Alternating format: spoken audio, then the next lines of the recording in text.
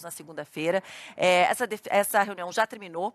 O deputado Hugo Mota, presidente da Câmara dos Deputados, inclusive, já falou aqui nas redes sociais sobre as prioridades. E a gente conversa agora, então, com o deputado Mário Hesinger, que é do PDT, que vai conversar agora com a gente. Deputado, muito obrigada por conversar com a gente. Quero saber um pouquinho mais dessa reunião de líderes. O presidente da casa chegou a dizer que, em consenso, foi definido ali a questão da MP do Gás do Povo. Como é que foi essa reunião, essa articulação? A gente sabe que é um ano muito importante politicamente para os dois lados, governo e oposição. Boa tarde, bem-vindo por aqui. Boa tarde, é um prazer estar aqui falando com vocês. Realmente foi uma reunião muito tranquila e objetiva.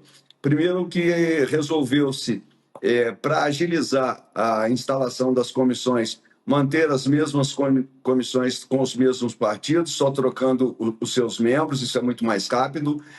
Aquela discussão de quem fica com o quê perdeu-se, então a gente já vai fazer isso mais rápido. Escolhemos as duas medidas provisórias que você acabou de citar, uma é o Gás do Povo e a outra são recursos do Ministério da Agricultura, para a próxima segunda-feira, já no dia da abertura dos trabalhos desse ano, já vai ser votada. Isso com uma tentativa de agilizar esse processo. A gente tinha quatro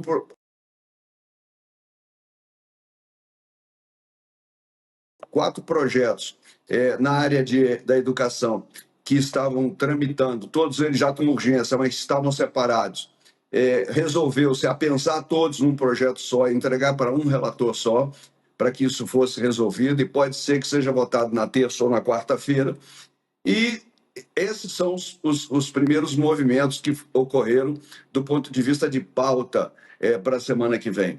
A pauta da segurança pública, da PEC da segurança pública, com a troca do ministro, as conversas com o relator serão feitas novamente, não com a mesma profundidade, já que já se avançou muito. E a proposta é que no dia 23 de fevereiro, exatamente após o Carnaval, seja votada a PEC da segurança. E a partir daí estabelece-se a data do PL das facções. Isso é o que está previsto nessa área, na área de segurança para a gente. E terça-feira próxima nós vamos ter outra reunião para fazer a agenda básica, a agenda de indicação dos partidos para a semana do dia 11. Isso.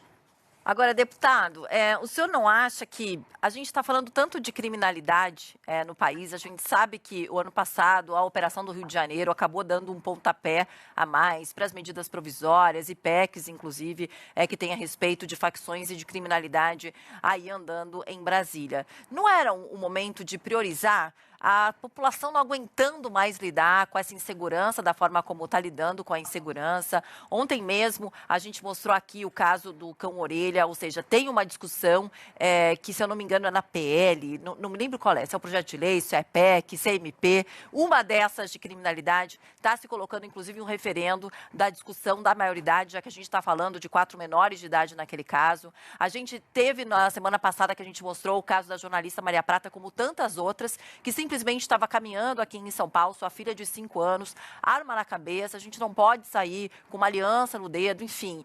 Isso está assustando a população, está deixando a população presa e os bandidos soltos. Não era o momento de priorizar esse tipo de pauta? Porque, obviamente, que a gente sabe que é o ano eleitoral, o governo gosta também de pautas sociais e todos vocês, afinal de contas, a gente sabe toda a necessidade que o Brasil tem com as diferenças sociais. Mas não era o momento de priorizar a questão da segurança, que independe da classe social? Estão todos eles inseguros no país? Eu não tenho dúvida nenhuma, você está certíssima. A segurança hoje é o principal problema que nós temos que resolver no país.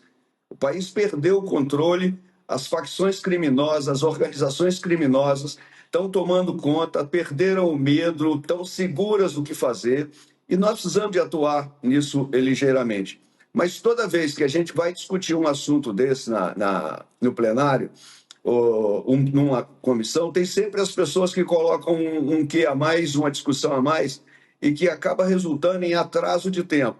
Nesse caso específico da PEC da segurança, a dificuldade veio ocorrendo de algum tempo. Essa PEC já foi editada, a proposta se eu não me engano, em abril ou maio do ano passado, e até agora não saiu. Precisou, inclusive, ocorrer aquela violência lá no Rio de Janeiro para que as pessoas despertassem que a necessidade de tratar a segurança, com mais dureza, inclusive, precisasse ser feito. E a integração das polícias, a integração nacional das informações é de fundamental importância. Então, você tem razão, nós estamos perdendo tempo, sim. Já éramos para ter feito, já éramos para estar com isso votado. Infelizmente, aqui é uma casa plural. Nós somos 503 deputados, nós somos 30 partidos, e o modo de pensar é diferente. Então, não é simples a gente conseguir que um projeto que tem essa dimensão, principalmente nesse momento de polarização política entre direita e esquerda, que eu acho um desserviço para o país, porque quando polariza para discutir política sobre assuntos de necessidade imediata, isso para mim é perda de tempo e anti-brasilidade. Porque, sinceramente, o Brasil precisa e deve tratar a segurança pública como prioridade, sim. Hoje, essa é a prioridade número 1 do Brasil. Deputado, vou aproveitar que o senhor falou da polarização, né?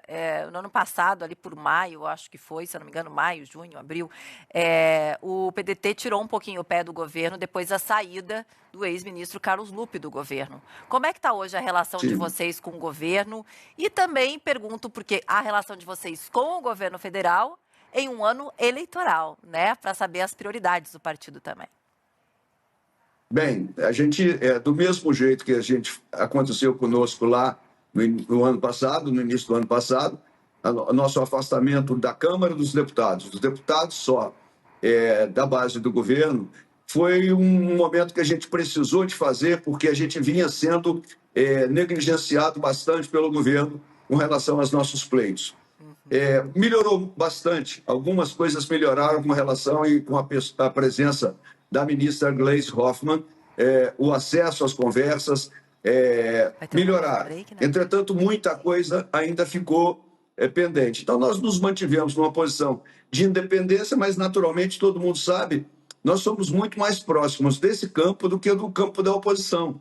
Então, a gente vota muita coisa junto com o governo. Nós divergimos lá no PL das facções, porque nós achávamos que tinha que passar e o governo achou por bem não votar, mas nós do PDT votamos a favor. Temos momentos que a gente está junto e momentos que estamos separados.